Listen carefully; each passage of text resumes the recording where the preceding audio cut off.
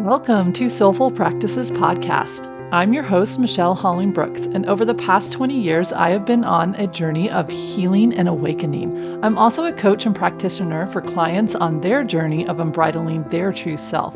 The number one question I'm asked is what meditation or practice will help me reach my goals? While there is no one meditation or secret mantra that will unlock our own awakening, there is a doorway that will lead us there. And that's the doorway of learning and cultivating the skills of self-reflection and contemplation. Each episode of this podcast offers you pocket teachings and practices that you can implement right away to help you courageously connect with living your authentic soul-led life. Let's dive into this week's episode. Hello, everybody, and welcome to episode 18 of Soulful Practices podcast. And we are currently in season 2 of our seasons. And our main focus this season is working with empowering ourselves to connect with more love and compassion. But first, I do want to acknowledge, sorry, everybody, if you've gotten used to me being pretty consistent with releasing an episode a week. Last week I had lost my voice during a conference trip, so I planned on recording while I was on the trip and being and bringing you guys into that mecca of a beautiful energy medicine conference that I was at and bringing this forward then. But with my voice the way it was, it probably wouldn't have come off too much. So I missed everybody, and I hope that by this point my voice has cleared up enough where it's working. And then second, I also felt really called as I was kind of sitting in meditation before coming on and starting to record this, is to just share a little bit more about my ideas behind this season's theme and why empowering ourselves to connect and access with more love and compassion, especially right now, is so huge for us. I mean, one, I firmly believe that it is our nature. It is the nature of this beautiful human being, along with other beings, to truly grant ourselves the true soul medicine, the unconditional version, the radical or the radix version, the original version of love and compassion. I believe that's our makeup. That's what we're all designed to initially just give and to receive. And it's not something that we have to guard ourselves from. And I also know that for so many of us, that has not been our experience, right? That something has gotten in the way and separated us from being able to access, to feel safe, to open up our beautiful heart center and say yes to the love and the presence and the connections that is around us, and also our ability to give it, right? To feel that warmth and to share that warmth of that unlimited supply of the soul medicine's love and compassion. And that is really what's driving this season. One, I knew it was going to be coming out in fall of 2024. And right now, especially in the States, that's a pretty tumultuous time for us. And then globally, what's happening with the ongoing wars and conflicts, it's really a lot of divide happening. And so I just thought that there are a lot of tricky traps that show up that get us to separate from honoring and receiving and giving that innate love, compassion, and kindness to ourselves and to each other. So I wanted to kind of look at some of those main tricky hidden traps that really kind of get in the way and have us moving, like I said in Oshu in episode 15, moving from fear instead of moving the way love and joy invites us to move, right? So that we can start to soften those survival attachments, because it is also a survival system. There are survival and, in my opinion, trauma adaptations that have collectively affected us at this point, becoming our norm and essentially de-evolved us from being able to offer this very basic wiring that we are. And one of the biggest hidden traps and belief systems that I really felt guided to explore with this episode is that, there's this belief system that's starting to get toted around, which is we need to have an environment. We need to fiercely protect ourselves, and we need to have, de-stress ourselves and have environments that have nothing but love and positivity and everything else in that. So our environment and what we are, we have to fiercely put up these protective walls, and that's how we can foster more love and compassion. And that's how we can access that within ourselves. But when we believe that and we start to foster that, we're in separation, right? And separation and division in protective mode versus bringing, how can I protect myself and foster that from love, right? And so in that camp, automatically there's a hidden belief system in there that says, hey, if you want to be, quote, stress free, you have to have a life that is stress free. You don't have to have a job that creates stress, or people that create stress, or any of these other things that create stress on you. You need to like remove yourself. Well, we'll all end up like sitting in a cave somewhere or out in a little hobbit hole. But even that, there's still going to be stressors on us. And so that's what I want to talk about in this episode, because we can't always surround ourselves with like-minded people, or an environment that never asks anything of us. We, to develop that inner peace and calm and stillness, that's going to come from within us, instead of demanding that to be on our outside world, and also putting up these huge protective walls that really are an illusion of having access to love and compassion. But truly, when we push it, it all crumbles. And so this episode is about lovingly challenging a lot of these beliefs, that there needs to be this outside world that creates a stress-free environment for me, so that we can ask this beautiful soul-led question and really lean into it during this episode, and let this dialogue start kind of folding and unfolding and winding and dropping us in to the different ways of like, how can we stay centered? How can we stay connected to our love when the inner and the outer world and dialogue is going to kind of come forward with things that are going to solicit and elicit things like frustration and irritation, harsh judgments to ourselves and to another, like, oh, who do they? Furrowed brow, hands on hips, kind of like, well, hold up, when we have those things, they elicit anxiety physically, emotionally, mentally, and spiritually, frustration, judgment, anger, rage, even. And so, how do we disengage from those responses and open up to love, kindness, and compassion? These are the $1,000,000 questions. And, we're going to do our best in the next hour or so to kind of to address them, to help us answer and explore these $1,000,000 questions. And the pocket teacher and the quote that I have that builds off of Oshu's quote, to move from love, and Tara Brach's invitation to release our attachment that pain means something's wrong, and instead get curious about what is in that message of that pain. What is it wanting us to explore, acknowledge, and how does it want to lead us into engaging with it, right? If we can start to build off of those, and this idea that, we want to also learn how to let go of these expectations, these hidden belief systems, and come into a different way. Well, the quote and the author is by Hans Selye, Selya. So Selye, I think that's Selye. We're going to go with Selye. That's how we're going to say his last name. So Hans Selye, he was a Hungarian, Canadian endocrinologist and a scientist that he founded what is currently called stress theory. And he was the first to really discover those correlations, those links between our body's response with stress and how that then manifested into dis-ease and illness within the physical body, and then how that then ran out into the emotional, mental, and spiritual body. But he was really focused on the endocrine system, and what that constant stress response had, and the fallout that had on the system. And originally, people pick up his work and they say, go stress free. That's what we're going to do. And he challenges that, and he says, emphatically, he taught this in almost all the little blurbs and the writings that you can find from him. He says, it's not stress that kills us. Remember, he's the grandfather. He's the one who found this correlation to begin with as an endocrinologist and a scientist, and the founder of stress theory. He said, it's not stress that kills us. It's our reaction to it. Let me say that again. It's not stress that kills us. Well, really? I thought you figured out that stress was linked to all this illness. Ah, It's our reaction to it. So, okay, Hans, what does this mean? When I was at this conference last week that I was talking about, it was all about energy medicine. It was all about allowing our body's innate healing wisdom to be able to come through.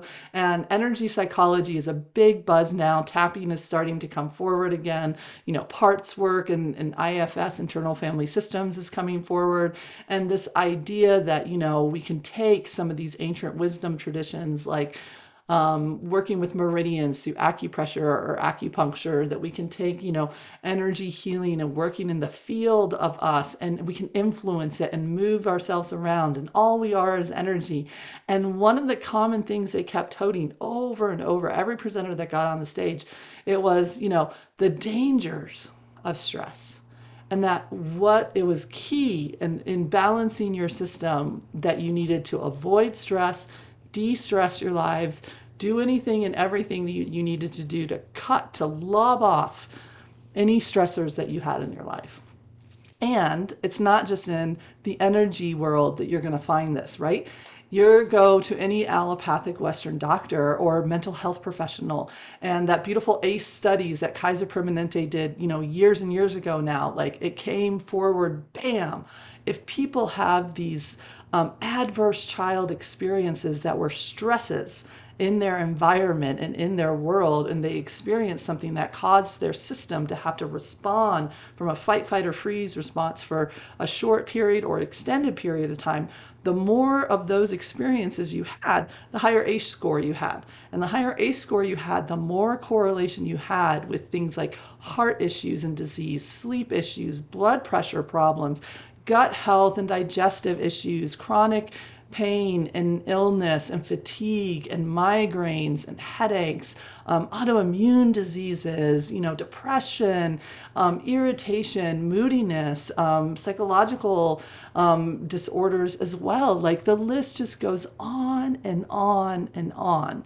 And now it is likely that, just like what those presenters at that conference are doing, these allopathic doctors are going to say, these heavily Western rooted people are going to say the same thing. Hey, I'm going to prescribe to you stress reduction.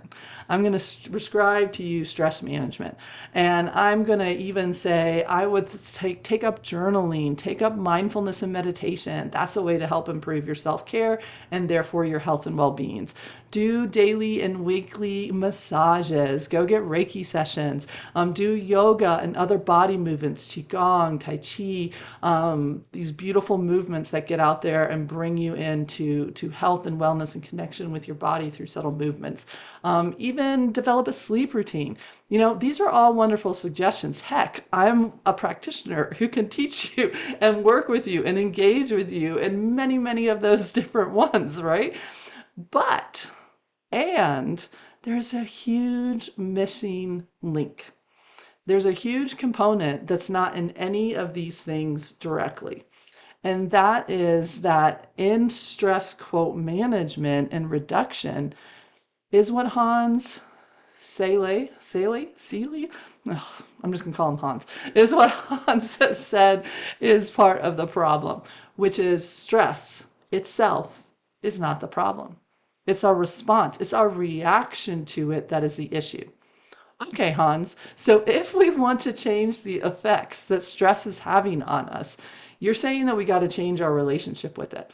And then how do we do that? I mean, can we just try to then eliminate all of the stressors that are in our area? Can we do that in order to reclaim our health and well-being and have a healthy work-life balance? Yes, that's all going to be a part of it.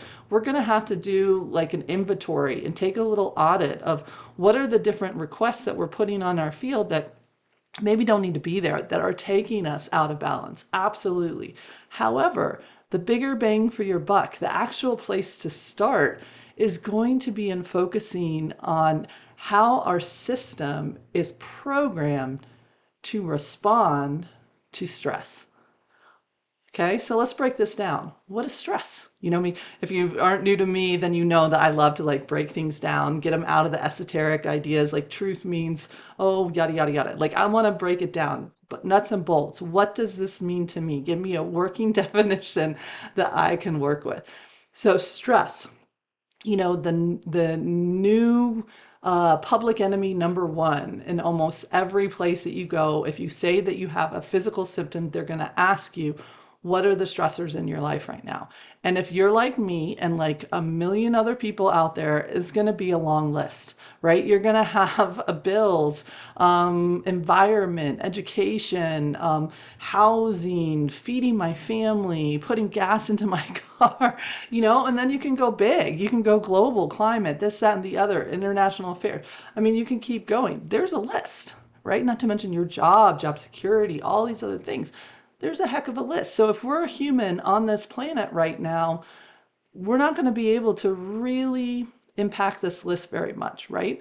So like he said, it's not about taking this list out, which is what a lot of the programming, the talking heads are giving us to us, is we just need to cut this list apart, right? Take it down, not have as many stressors or attachments to these things. That's not going to help us out there, right? Instead, the effort that is going to come forward is going to come from how do we want to relate to that? Okay, so what is stress? Stress is natural. It's a healthy part of our daily lives. The body sees simply this: a stress is any request that comes into it that is asking it to change, to exert, to put effort in towards a response, a reaction, and a series of actions that meet the demand of that request, right? So Hans taught that even when we're sleeping, our body is still having the effects of stress happening to it. And that stress is coming from our automatic nervous system is cueing our system to keep our heart beating, right? To keep pumping blood through our body, to cue our beautiful rib cage and our diaphragm to open and to close, and to make the billows of the lungs expand, bring in new air, and then close and send that air out through the heart to be pumped out into the whole system. Our lymph system is working in overdrive at night, running around trying to go chompy, chompy, chompy like Pac-Man, picking up all the trash that the organs in the system is bringing forward with that immune system out into those different channels to pick that up and detoxify our body. Our cellular structure is being cued from our bone marrow out to our cells of the different areas within our cells to replenish the cells, the millions of cells that have died that day, and to replace them, these 40 to 70 trillion cells that are within us have to get turned over, and replaced and rebuilt. The ones that are dead need to be removed, and new ones need to come in, and repairs need to come to the ones that need it, that are still in their life cycle. There is a ton of requests happening within our system. And that's just the physical one. Now let's cue it to our subconscious. And as we're dreaming and we're running and we're laughing and we're playing, now our body in the second attention, as it's called in the shamanic world and in process work, is active. So our body is in stress response from our dreamscape and from the things we're asking ourselves to do within that. So all of that is happening as well. When we're awake, a request or a stress on our system can be as simple as an internal thought. I look at the table, I see there's a dish on that table, and I think I need to go put that dish in my sink. Right there, that's a stress response that comes in. The source of the stress is that random thought that says, I need to pick up that plate and go put it into the sink. Right? So my body has to step into motion with that. It has to stop what I was doing, whatever rhythm I was in, turn, exert energy to go pick up that plate, walk it over to the sink and put it down. And now ideally, depending on my response to that stress, it's not going to be that big of quote unquote a wave, because stress responses is measured in this like kind of sine pattern of this wave, this oscillating wave up and down and up and down, right? And so I go from being here like normal, just every go lucky. Then all of a sudden, oof, the stress comes in. I need to move this plate.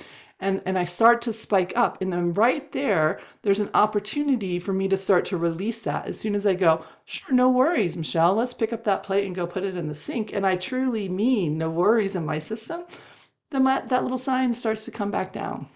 And it starts to say, yeah, I got this. No worries. I'm just going to pick that up and go put there. And so I start to go back to normal. And so my system goes in, it dips a little bit into some parasympathetics to kind of calm itself down. And then it comes back to middle. It comes back to the baseline in the middle, right? However, if my response to picking up that dish, there's a part of me that feels judged or threat, or I have a belief system that maybe is like, oh, I'm a slob because I left that dish there and I didn't immediately put it. Now, the way my body's engaging with that task is from stress response in a negative way. It's from what's called a sympathetic response. I'm coming at it with a judgment and a harshness. I'm blaming and shaming my system. I'm spurring myself on to pick up that plate and go put it over there. And also making notes of like, if you're a good person, you would never have done that, and da da da da da. So my body would be engaging with that, not from a place of calming itself down. No, it would keep trucking. It would spike. It would kick me way up into the toxic chemicals and neuroepinephrine and cortisol and adrenaline pushing into my system, forcing me into movement with it. Force, force, force, force. And I would also have a response come back in. Let's say my body doesn't have that much energy to pay for that response. Then I'm going to have an equal pushback in my system that's going to try to shut me down. It's put me into avoidance, put me into walking away. Just don't even pick up the plate. Walk away. Don't put that exertion over there. And it's trying to shut my system down because it's already spiked. It has nowhere else to go. So it crashes it way past midline, way past that little dip into a rest and relaxation, and crash lands me all the way down into a shutdown response. And then there I am, totally shut down, looking at the plate, stuck in self-loathing, walking away, and just heaping more and more negative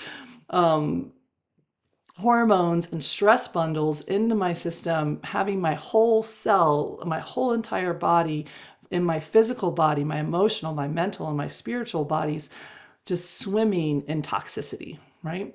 And so that is the idea. This is that response and that reaction that Hans is talking about in his quote. It's not stress that kills us, it's our reaction to it that does. So stress, in its simplest terms, can be defined as a request, period. Full stop. Any request that comes into our system that engages us, and that request can be physical, it can be emotional, it can be mental, and it can be spiritual, and our body sees it all the same way. To us, it's no different. It doesn't matter if it's in the mind, in the body, in our heart, in a spiritual conversation, in an energetic or a physical one. It doesn't matter. To it, it's all the same thing, right? So whether it's a physical thing, getting our muscles and our tendons and so on into movement, it's a mental thing, processing and looking at an idea, or problem solving or changing pathways, whether it's our heart and soul engaging with the emotions and fears and maybe the wounded parts of our wants, our desires. I really want this. I want to create this.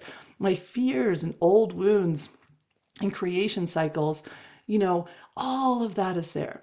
And so one of the things that Hans says is that the only time our body is not in stress is when we're dead. That's it. So, until that point, which hopefully is a very far out time in the future for all of us, it would really behoove us. It makes sense that the contributing factor to, if you look up in NIH, National Institute of Health, what they list is a 90% factor in all illnesses and disease is what? What is the top thing they list is 90% of all illnesses and diseases in the human body?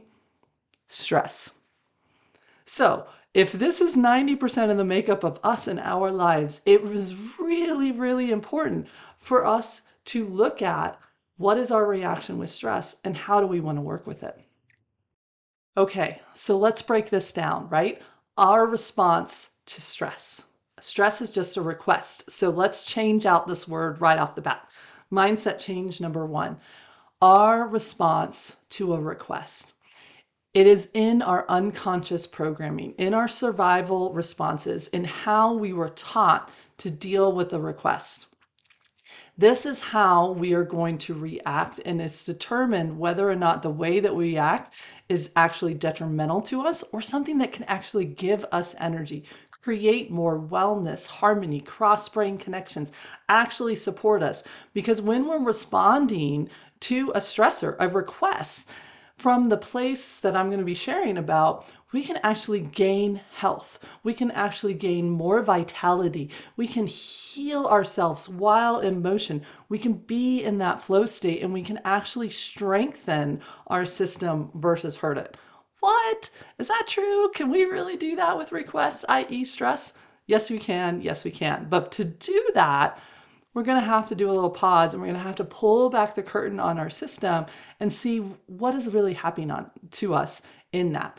So, depending on how parts of me feel about interacting with whatever that request, i.e., stress, is asking me to engage with physically, emotionally, mentally, and spiritually, from that perspective, not truth, but the perspective of what my system is filtering, how it's seeing it through either the goggles of trauma or the goggles of belief systems from my tribe, expectations, fears, worries, protective mechanisms, all of that is filtering how I perceive that request and what choices I think are available for me in that request. So either I'm going to engage with a task from a place of willingness. Oh, wow. This request came in. Hey, Michelle, can you answer this question for me?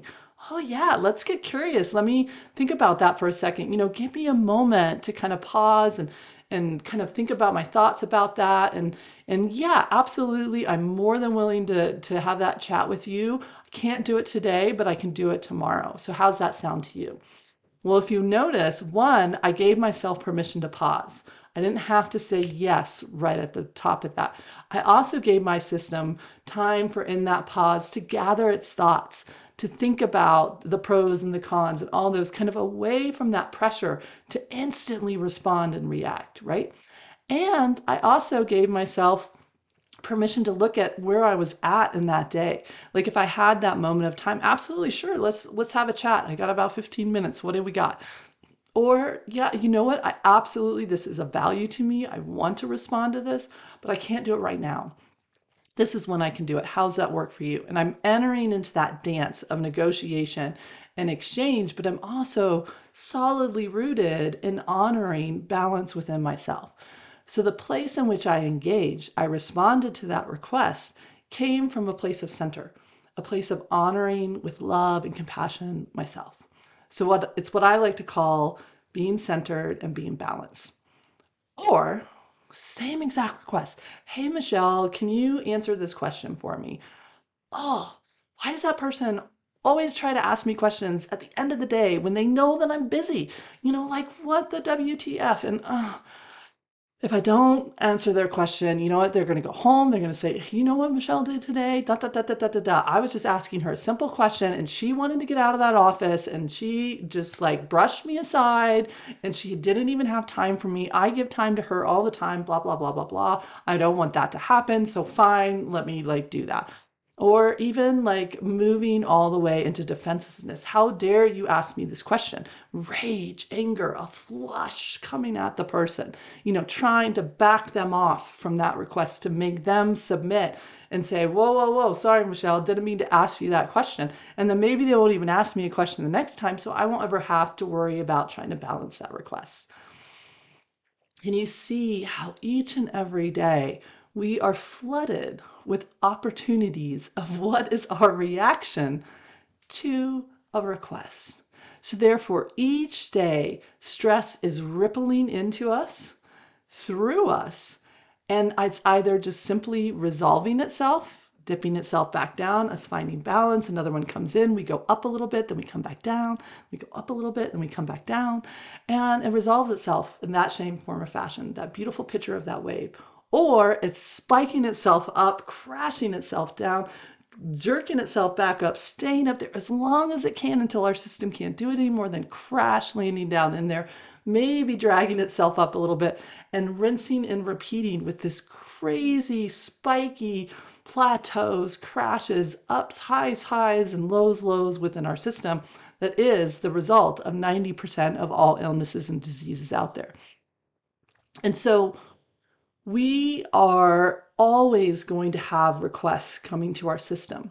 It asks the question, can we meet this request in a safe way? So every time that request comes in, hey, Michelle, can you answer this question? There is a moment where my system goes, hey, everybody, alert, alert, alert. We just got a request, right? Something came in that's asking us to exert, shift, or change our normal rhythm we were just in, and it wants to do something. Excuse me. Um, Still having a little bit of that rawness in my voice. And so it comes into our system and it says, whoa, hey, what do we think about this request? Notice I said, what do we think about this request? Now, how do we feel about it? Not can we answer this request, not what can we do with this request. Nope, that is not the first question. It's what do we think about it? Because in that thinking, it's asking us to go in there and say, what will happen if I respond this way, this way, this way? And we've got a Rolodex, a huge Google search engine within our system full of experiences, both in our own lifetime of what happened when similar requests came in and we tried similar responses. It has like the top best ways to answer this response with the least fallout in our system. Not what's best for us right now, but historically, what answers have been the best for us to survive?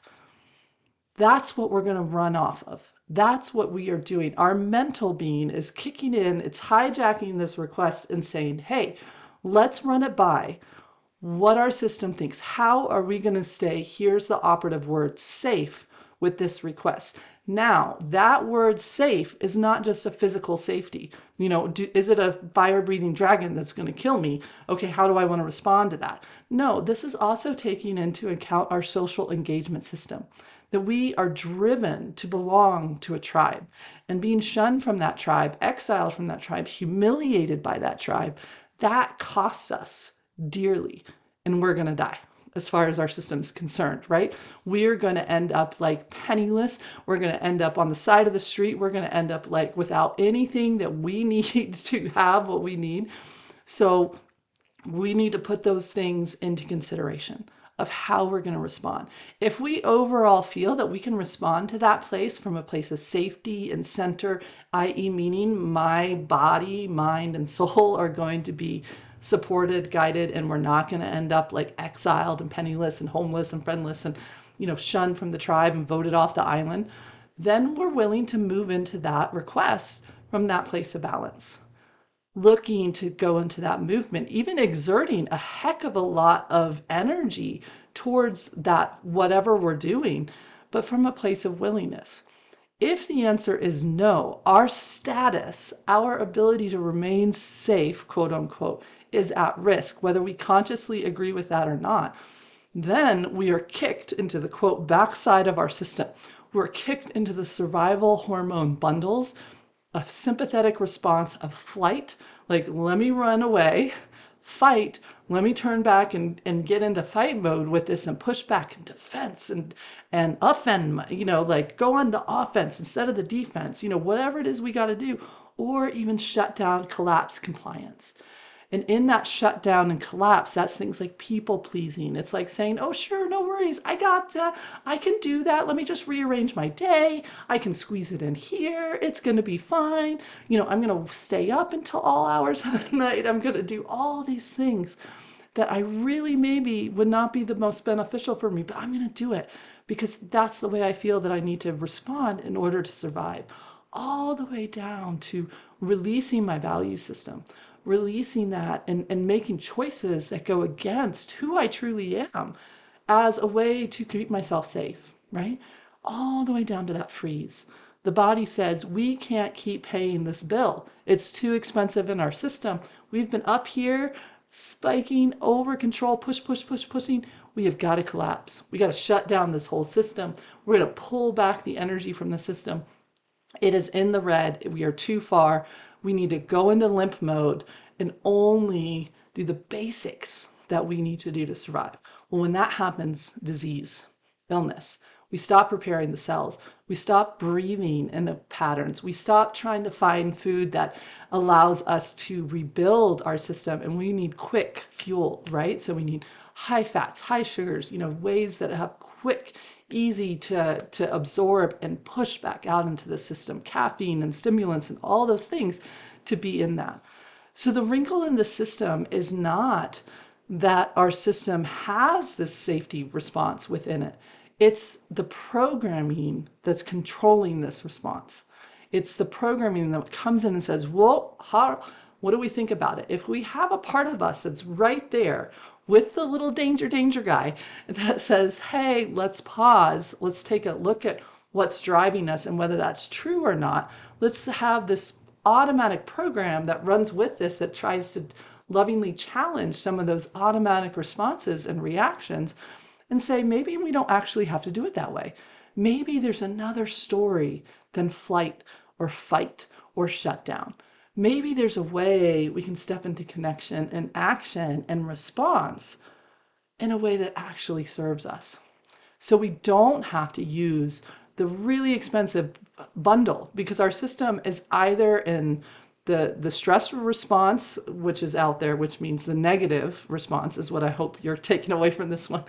The negative response bundle, which is adrenaline, neuroepinephrine, and other chemicals and cortisol and all those ones that just push our system into activity, like in reactivity. Or the beautiful bundle that is seeking repair and rest and enjoyment. Those are things like dopamine and serotonin and oxytocin and the happy endorphins, right? And so on. Like, these are the ones that we actually want to produce from. These are the ones we want to step into action and creation and bonding and relating with ourselves and our world and the tasks that we're doing within it.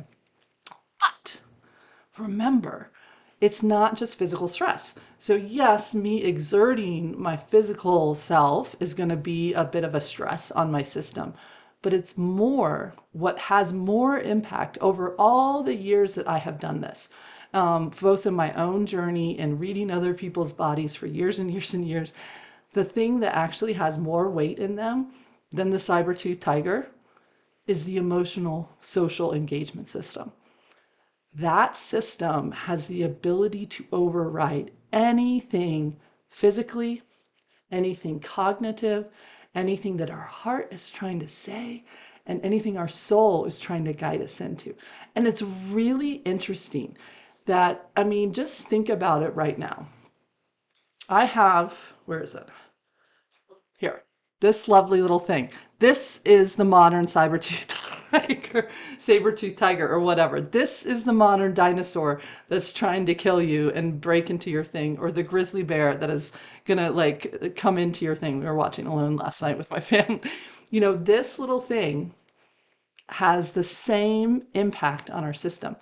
I have all the alerts on this turned off, so all the people who know me know that it's common. I actually have what I call expectation reminders on there for people when they text me. I said I don't check my text messages as often. I have set times a day that I have available to me to check my text messages and my emails and my other stuff like that, and social media and all those other things, because I care about this right here, right? So I let that expectation go. You can text me, but chances of getting me back like ASAP is not going to happen, because it's just what I need, right? So when this little ding goes off of this thing, and you have to look at an email or a connection point, or you think, oh, I need to talk to so-and-so, and you pull them up in your head. Energetically, you've gone ding, to their system. But excuse me. And as we're starting to work on that, this is a real point of that moment of a request coming into your system. Just imagine what that does. It automatically zings us into a potential sympathetic response or a potential what's called parasympathetic or ventral vagal, if you're into polyvagal theory, right? So you're either coming from the back side of your body, the adrenals in the back, kicking all the way up, going up into, up into your limbic system. Danger, danger, danger. Everything's going off. The amygdala is like, whoop, everything's saying, we got a problem. And it's going all over the place, and we're responding from that part of our system. Our breath has already quickened up. The blood has come away from our organs and all the functions that it's doing and getting ready to go for us to pounce, for us to run, for us to fight. It's getting ready to do all of that. And so, or we're going into shutdown. Like our system goes, we don't have any more of this. We've been here ready to pounce for those things. We got nothing in the tank. So we're going to try to do a shutdown.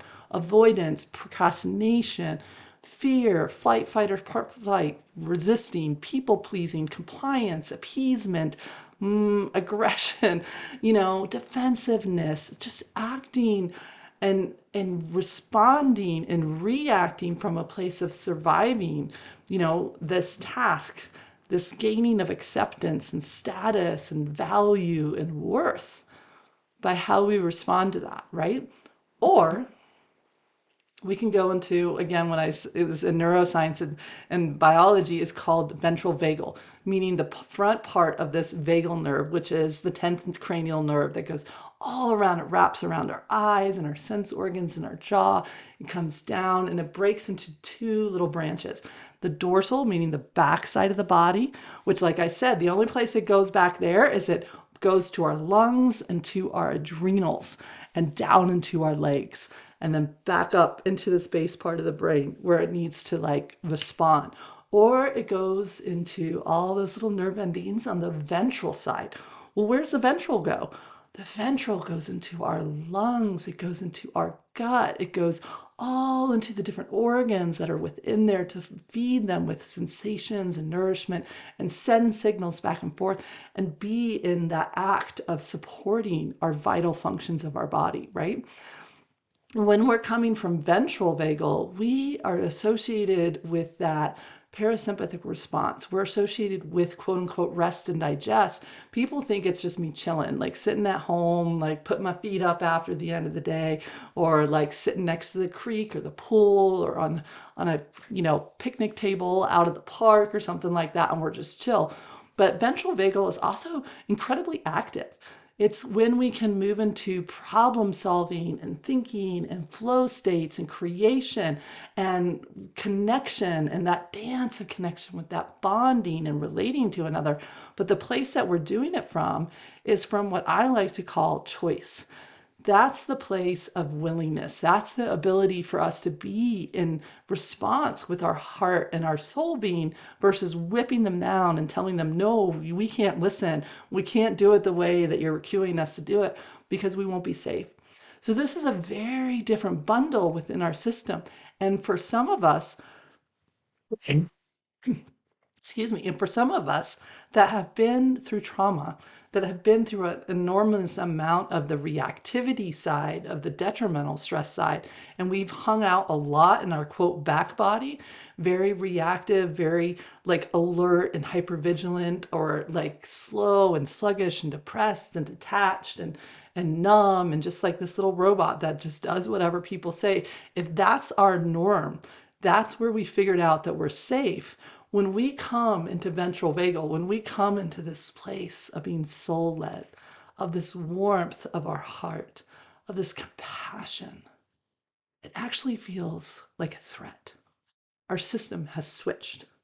It feels like that response is not going to keep us safe. It feels like that response sits us in the middle of a target field with a big old bullseye on us and just waits. It says that that is the state that we can't trust.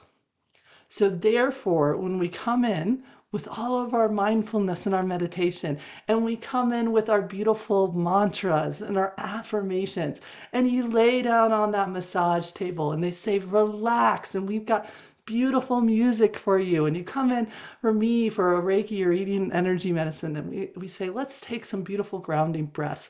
Let's come out of that fight, fight, or flee into that parasympathetics. Let's come into that rest and digest and that curiosity and that willingness. It actually cues your whole entire body to freak the WTF out. It actually cues it to say this state of openness, this state of curiosity, this state of love, this whole front part of your system is bad news bears. It can't keep us safe. It can't help us survive. It's actually the threat to us. And so it's that response. That is the response that is the source of 90% of all illness. That is the response that is the problem with stress, not the stress itself. It's our reaction to it. And so to gain any of the health benefits of any of these wellness routines, of even all the work, of the different meditations and guiding and all the things we talk about, this is the big missing link. This is one of the first things that I have to work with clients in and invite them into, is recognizing that their system actually is adverse to this state of inner calm and peace. It actually thinks this is the problem, not the other way around. I was just in sessions a few weeks ago, and I was out working with a beautiful group home that comes out with us. And one of the residents within it was so brilliant. He said, he was like, you know what, Miss Michelle, I feel worse when things are calm. And we were talking about different like positive triggers, like things that we could do, positive coping skills and other stuff like that. And he was so brave. He raised his hand and he was like, yeah, no, he's like, it has the exact opposite. And I kind of smiled at him and said, tell me more, because you're actually onto something. And this is what he was on. He's like, my body screams at me. He goes, I feel like my skin is starting to crawl and to walk. He goes, I feel fidgety, I get irritated. He goes, I get mad, and there's no reason I should be mad. And then I get mad at myself that I'm getting mad, right? And he just went on with this beautiful, brilliant self-awareness that as things are becoming more calm for him, as he's starting to actually feel good and in a rhythm and in a place that supports him, with people that are willing to help him with school and help him with life skills and help him with all these things that his system has never had before. He's like, I actually think I'm more dysregulated now than I was when I was in an environment that was incredibly dysregulated. And I go, exactly. Because your system was wired to think that calm was the problem. You know, your system was wired to say, if I step out of hypervigilance, I'm going to get whooped. I'm going to get a shock to the system that I'm not ready for. I'm going to, get kicked out of the tribe. Something adverse is going to happen to me. And so the wisdom of what Hans is inviting us into with it's not stress that kills us, it's our reaction to it. He's asking us to really go beyond looking at stress as the negative and instead say, how do I want to respond to the requests in my life? How do I want to respond to my own system feeling more spacious?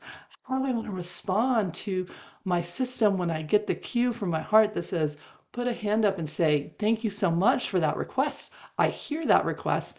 Give me a moment and then I'll come back to you with what my response is for that. When I allow myself to do that, that is huge.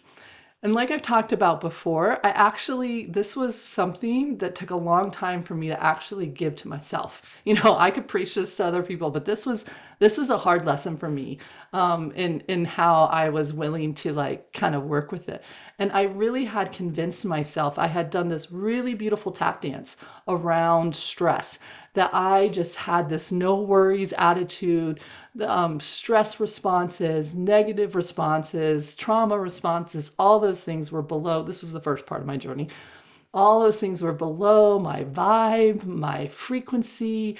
I was, quote unquote, enlightened. And, I just give so much love to that early Michelle. And I feel so, whenever I think of me in my 20s, I just want to love every single teacher that the universe brought to me during that time frame and that stood in front of this force that was this unhealed part of me. And They're so amazing and they stuck with it. And I just have such gratitude for them because I just really was taking all these skills and I was doing bypasses. I was doing huge bypasses that were just saying, I don't respond that way. And what instead I was doing was building like Fort Knox in my own system. I wouldn't allow myself to feel a stress response, quote unquote, in a negative way. The tightening of the chest, the uptick of the breath.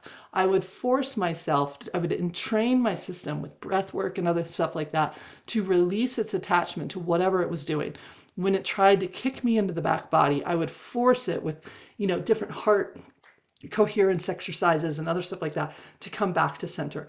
But I was never slowing down to look at why it was doing that. Why was it reacting that way? Why was it responding to that request that way? I just deemed it beneath me, really, truly. And if I really want to be honest with myself, I was abusing myself. I was really, really harmful to myself because I was pushing myself past all these like moments where I could have really shifted my system, where I really could have rewired it and reclaimed that part of me that thought it needed to respond that way. I could have healed it, brought it back in through compassion, love, and understanding. And instead, what I did was give it a little nod. Oh, I see you, little one, da da da. But in essence, what I did was did that, like kind of lured that little part of me in, and then whoop-pow, like lobbed it off to the races I went, back with my like calm, quote unquote, nervous system, but it wasn't. It was a huge, massive veneer, right? And eventually my system caught up to me and it said, you can't keep doing this, Michelle. You actually have to look at why your system is saying, whoa, stop, I think we need to spike. You can't keep just manipulating it back into coherence because it's not real and it's not true. And you're really actually super defensive and super dissociative instead of actually connected coherence and responding from true ventral vagal. That was a huge wake up call for me. And it took a universal 2x4 to help me realize that I was still responding to the world through adrenaline, through like cortisol, through spurring my system on instead of compassion and love. And so I did end up with that 90% of illness and all the things like the board crashed and it came down. And I had to look at like, wow, okay, this alternative is that in that moment, when my system goes, am I safe? What do I need to do to be safe? What do I think about this request? In that moment, it was about me coming alongside of it and saying, hey, let's see what the system says. Let me hear the peanut gallery, the parts of me that have a survival and a trauma response to this. I also want to hear what my body says, and I also want to be curious about what my heart is saying. And if I do that, I'm going to probably find the wounded part that's attached to that protector. I'm going to find the where the people pleaser came from. A little one that never had the right to say yes, no, or maybe. A little one that did get kicked out of the tribe. I'm going to find her. And can I love her and honor her? I'm also going to find my beautiful wisdom of my soul, that beautiful soul self coming forward, offering me options that might go against some of those protective mechanisms. And maybe even say, yeah, I could see why you would really want to say no here, but this is really in your highest good and benefit to say yes. And now let's help you say yes in a way that actually honors you with love and compassion for yourself and for the other. And can we rewrite what that means? So in those pauses, when we go from either like that one moment where we truly have a choice of which bundle is about to turn on, fight, fight, or freeze, or beautiful ventral vagal and moving into choice with willingness and connection to our heart and our soul, which one are we going to give a green light to? Ideally, we're giving a green light to the ventral vagal, to the willingness, to the choice, to soul-led action, right? And we're also going to tend to the parts of us that are running around screaming the alarm bell, right? Like we're going to do both at the same time. And how do we do that? In those pauses, in those questions. If we can't do it in the moment, maybe I love that, like, hey, give me a moment. Let me think about that. Because we do need to think. We need to reflect. What's driving us? What's in there? And so the questions are, what is really up for me right now with this request, whatever it is? How am I getting ready to move? Pull back out that Osho quote, don't move the way fear forces us to move. Move the way love, the way joy, the way curiosity, the way willingness invites us to move, right? So if I can start there, then I'm willing to see what are the fears? What are the anger parts of me? What are the parts of me that are wounded, seeking acceptance and belonging? What are the parts of me that are undervaluing myself and therefore having me make some pretty uneven deals in this dance and this exchange process? Can I see them? Can I start to sort them? Give words to them? Can I bring them out of my cells, just running around, running in a program? And can I bring them to the table and start to work with them? And then that beautiful personal question, how do I, like Michelle, right now in this moment, actually want to respond to that request? Can I say yes? Can I say no? Do I want to? What is that part of me that wants to be in there? And why? What is motivating that response? Do I think it's going to build me more grace with that person? Do I think it's going to build a stronger bond with that person? Do I feel afraid that they're going to take away their bond if I say something? What is that? What's driving me in that moment? And then the third level is like opening up to that heart and that soul. What would they like for me to know about this request as I'm working with it, as I'm getting ready to react and respond to it? What words of wisdom and support and the highest good and benefit of all? And oh, by the way, that includes me, like as long as with the whole, it's both in there. And how do I bring that in with love and compassion? These are the simple questions that really bring us into dialoguing, pulling back the curtain on all these subconscious, survival programs, protective mechanisms, some of them that come from our own lifetime, but a lot of them, they're just inherited. We're taught it from our family of origin. We're taught it from our lineage, our biological lineage, and even our family of choice, our culture, our community. It's all in there. It's all crammed up in these little cells. And it's up to us to awaken, to start to say, hey, programs, we're not just going to run. Like, we're really going to start to say, I don't want to live from this very expensive battery pack. I don't want to live from the bundle that's all fear. I want to live from the bundle, that's love, that's compassion. I want to live from the bundle that actually harmonizes me, that brings me into more strength, attunement, integrity within my own system. No matter what task and how strenuous that task is that I'm engaging in, that's the bundle I want to start to learn how to live from. I want to start to react to stress, i.e., requests in my life from this battery pack. So for this week's practice, where we're going to start is the exploration, the first place where I had to start the minute the facade came down. And I was like, oh, and the same place that beautiful client sitting in my arena did, what is it that we want to explore? How our body is wired to react, to respond, to work with stress, because it's there. It's never going to go away. We can't get rid of it. Hans said the only time our body is not under the influence of stress is when we're dead. I don't like that alternative. So now let's say, okay, in the beautiful years of this life, this gift of our beautiful soul being in this body, in this incarnation, how do I want to live with that day in, day out? What an amazing blessing we can give ourselves if we can switch this, right? So let's just take a moment, if it feels good to you, let's start to explore the basic, general way.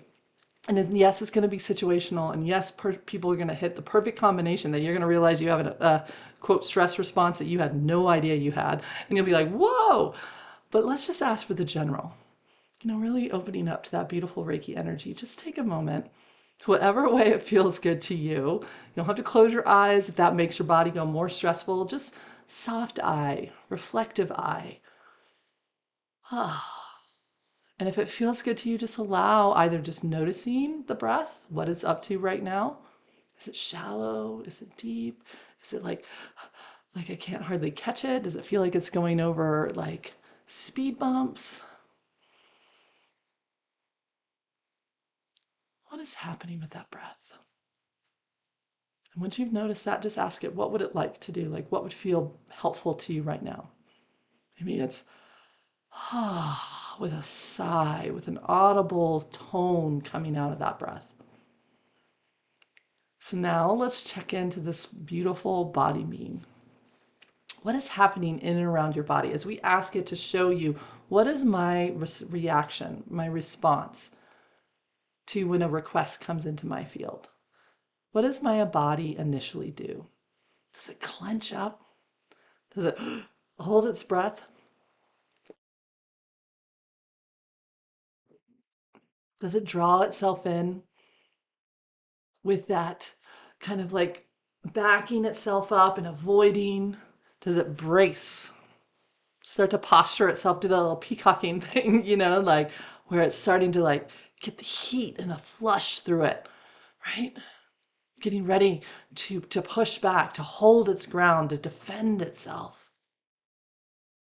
What happens in and around this body? Just go ahead and write it down. In the interest of time, I'm going to keep going, but you can always pause me and then do this, or you can run through it all the way and then go back and do it individually, whatever way works for you. And now just check into the mental being. What are the different parts in the peanut gallery, the different bobbleheads, so to speak, that are automatic thoughts like, ugh, this thing dings. I haven't even looked at it. I don't even know who it's from. It's like, ugh, who just came into my world and is going to ask me to do something, right? Like, does it just think, oh, I don't want to look at it. I don't want to even like acknowledge it. So then they don't see read. And then, then I have to do something with it. I want plausible deniability, oh, can I do that request? You don't even know what it is yet. Like, can you do it? Is it questioning your abilities and therefore your worth and your value to that person or to your job or to that relationship? Is it worried about disappointing? Is it worried about losing status? Does it want to just like really defend itself and justify itself? What's the main thoughts that come with a request automatically before you probably even know what the gist of it is? Now, if it feels good to you, just ask those sensations to kind of move out a little bit. And if it helps, bring a hand to that beautiful heart center of yours. And now we want to know, what is in the heart center? What do you sense and feel that is there when any type of a request comes forward, either from within you or outside of you? So sometimes this is my own desires and wants and ideas and wishes. It's sort of somebody else coming up to me so excited. Oh my gosh, I thought of you instantly because I know you would be the perfect person to partner with this on. What's that heart being do with that? Is there fear, worried parts, old wounded parts that have felt a moment maybe when they didn't feel that they performed or reached their goal or did something?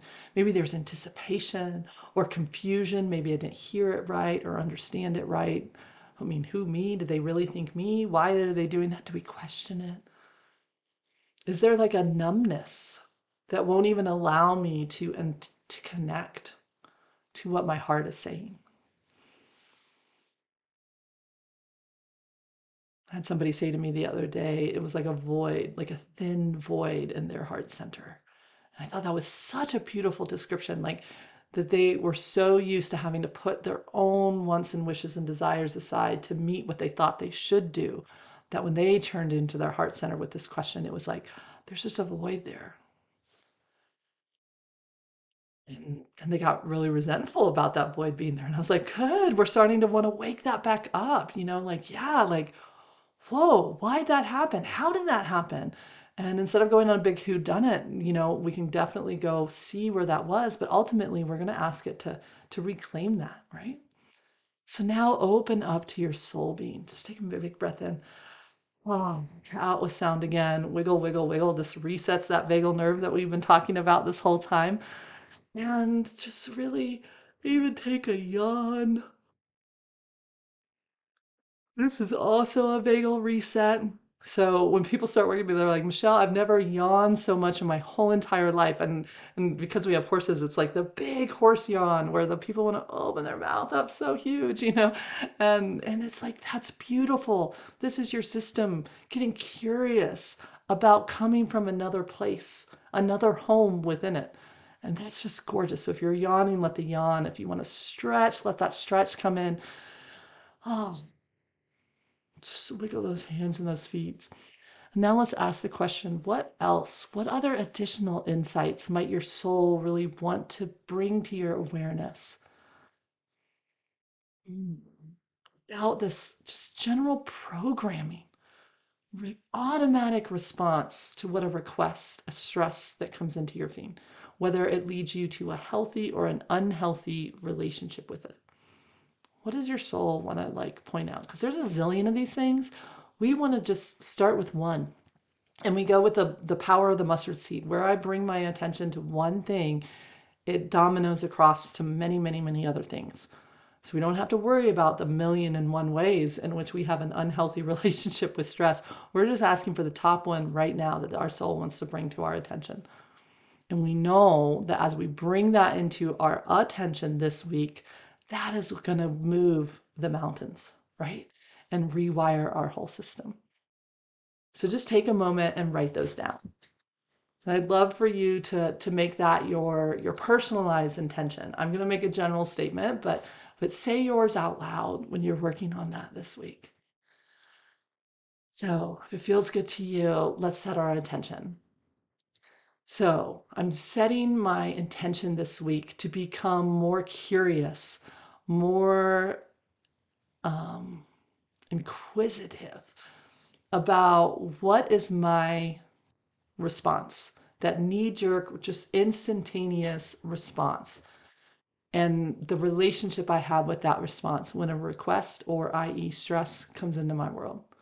I'm asking for Reiki light and my beautiful wise one self and heart and soul to be with me, to guide my attention to noticing these subtle areas within myself when I find myself bracing and just kind of avoiding requests, like not allowing myself to look at emails or not allowing myself to like open up to conversations or connections, or even giving myself time to connect to myself. Maybe I'm busying myself with TV or some other ways that I'm not allowing myself to be exposed to requests inside or outside. I also would love to help guide my attention to noticing the areas when I find myself justifying my responses. Like I get a hit, I get this is how I want to respond to a request for better or for worse. And I just really am running that tape and trying to justify it, explain, prop up what that choice is. It's usually a good hint that there's a protective mechanism that I'm fighting in there. And can I work with it directly versus this justification? Also help me bring my attention to becoming aware of when I'm running from and the very expensive response to the stressors or requesters in my life, and might there be another way? So when I feel myself running that rat race, when I feel myself living in the backside of my body with those adrenals turned up and cortisol flowing through my system and my body stealing anything it can to make more cortisol, more norepinephrine, more adrenaline. And I've got to like stimulate myself and get fast moving energy into my system. That's a good hint that I'm probably coming at it from a negative stress response and relationship instead of a healthy one, right? And how can I turn one off and turn the other on, right? So, in those moments when I notice that, please help flow my thoughts to engage with a dialogue, that gift of curiosity and pause. Ugh, that pause is our greatest healing tool. In that pause, to help me engage with a willingness to look at what's behind that, to be awareness, to see the programs that are driving my responses. And if there's another way, like getting curious, like, I wonder if there is another way. Our system is automatically going to say, no, there's not. And it's going to say, danger, danger. It's going to poo-poo everything that comes our way, every door that the soul tries to open, every idea the heart tries to connect us with. It's going to say, nope, that won't work. Nope, that won't work. And can we pause that?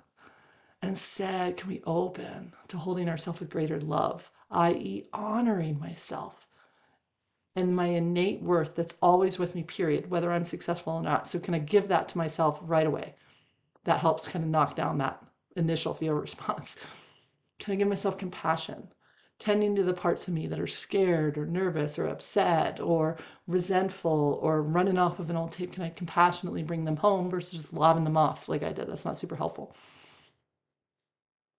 So little by little throughout this week, I am setting that intention to change my relationship with stress, to change how I engage it and how I work with it.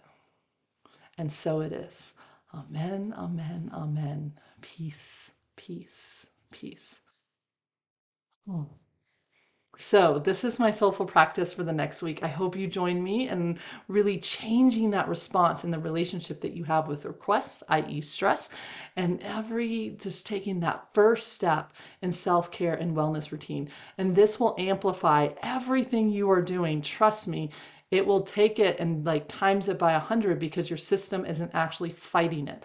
And it will actually open to that support, right? So until next time, offering you light, love, and joy on your journey. This is Michelle Holling-Brooks with Soulful Practices. See ya. Thank you for listening to Soulful Practices. For more information on how to work directly with me or one of my guests, check out the show notes below. We'd love for you to also let us know what parts of this episode are speaking to you and how this practice is supporting you on your healing and spiritual journey. Please share this podcast with fellow seekers, travelers. Together, we can create a wave of soul-led beings in this world, offering you light, love, and joy on your journey. Michelle Holling-Brooks. Until next time.